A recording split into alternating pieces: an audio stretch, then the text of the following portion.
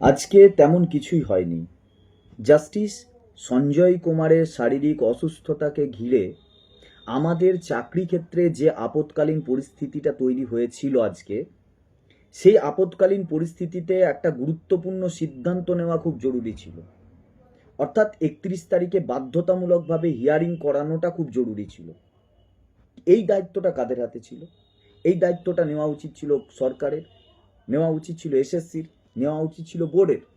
কিন্তু আমরা যখন দেখলাম যে 31 তারিখেই মেনশন করানোর উদ্যোগ, তার আগে কোনো উদ্যোগ নেই, তখন আমরাই মঞ্চ থেকে, অর্থাৎ বাধ্য হয়ে একরকম সেই মঞ্চ যাদের জন্য প্রতিদিন অপপ্রচার করা হয়, কলঙ্ক জর্জরিত একটা মঞ্চ যে বারবার এই রকম উদ্যোগ নেওয়ার পরেও গাল খেয়েছে, সেই জেএসএসএম এর পক্ষ থেকে আজকে আমরা চিফ জাস্টিসের কাছে মেনশন করিয়েছি, এটা আপনারা দেখেছেন।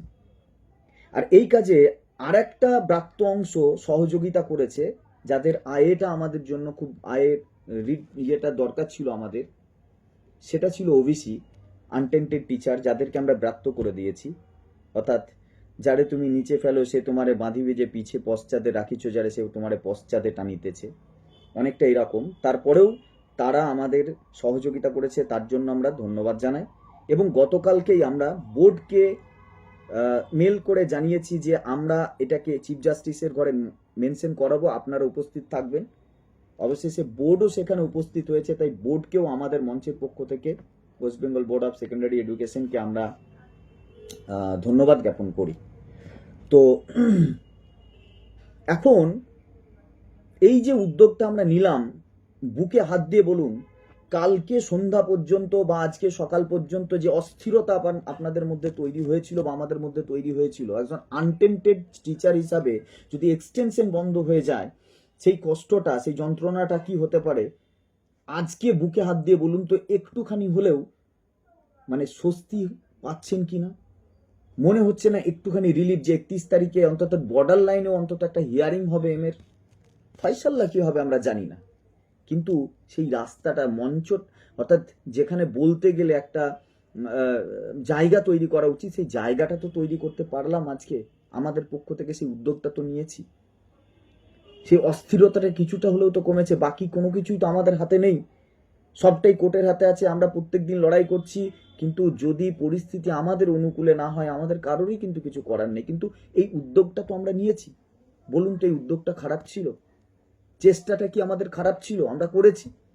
কিন্তু হঠাৎ করে দেখতে পেলাম এইটা করার পরেও, যেটা আনটেন্টেড টিচারদের খুশি হওয়া উচিত, এটার পরেও আমরা একটা অংশকে দেখছি যারা অনেক সময় বাঘ সিংহ, হরিণ টরিণ, ছাগল টাগল মেরে যাওয়ার পর মাংস খাওয়ার জন্য ছুটে আসে এবং বাঘ সিংহের শিকারকে ছোট করে দেখানোর চেষ্টা করে এবং অন্যদিকে ডাইভার্ট করার চেষ্টা করে। একটা অংশ কিন্তু নিজেদের ফুটেজ খাওয়ার জন্য বিভিন্ন ভুলভাল এবং মিথ্যা কথা বলে নিজেদেরকে জাহির করার চেষ্টা করছে এবং জেএসএসএম এর বিরুদ্ধে একটা ন্যারেটিভ তৈরি করছে। আমরা তাদের বিরুদ্ধে কিছু বলবো না, আমরা এই জিনিসগুলো আমাদের আনটেন্টেড টিচার এবং তাদের হাতেই ছাড়লাম,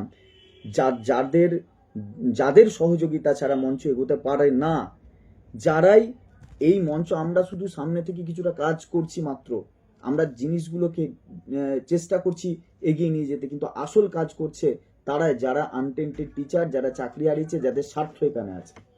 তাই বিবেচনাটা আপনাদের হাতেই রাখলাম, আমাদের কাজটা ভুল হয়েছিল কিনা, তাদের সমালোচনাটা সঙ্গত কিনা, বা তাদের এই অপপ্রচারটা সঙ্গত কিনা।